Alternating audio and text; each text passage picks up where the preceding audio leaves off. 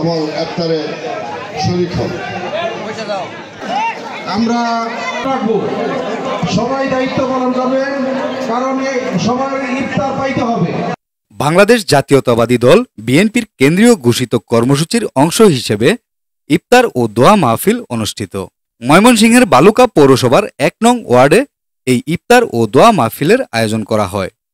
Staff reporter Anis মালের report. ৯ March ২০২৫ রবিবার সন্ধ্যায় এই ইফতার ও দোয়া মাহফিল আয়োজনে প্রধান অতিথি হিসেবে বক্তব্য রাখেন বালুকা পৌর বিএনপির আহ্বায়ক আলহাজ হাতেম খান। তিনি বলেন, বিএনপিকে ধ্বংস করার জন্য, শেষ করার জন্য দেশি বিদেশি আন্তর্জাতিক মহল উঠে পড়ে লেগেছে, যেন বিএনপি ক্ষমতায় আসতে না পারে।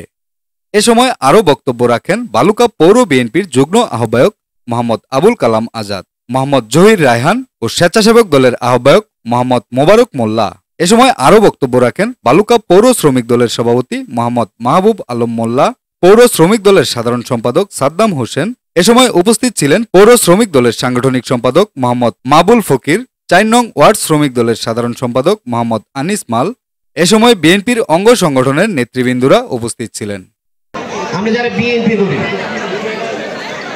এই বিএনপিকে ধ্বংস করার জন্য, শেষ করার জন্য, বিএনপি যাতে ক্ষমতায় না যেতে পারে, সেই জন্য দেশি বিদেশি আন্তর্জাতিক বিভিন্ন চক্রান্ত শুরু হয়েছে।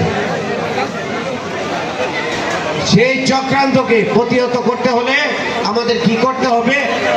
আমাদের জনাব তারেক রহমান আমাদেরকে নির্দেশনা দিয়েছে।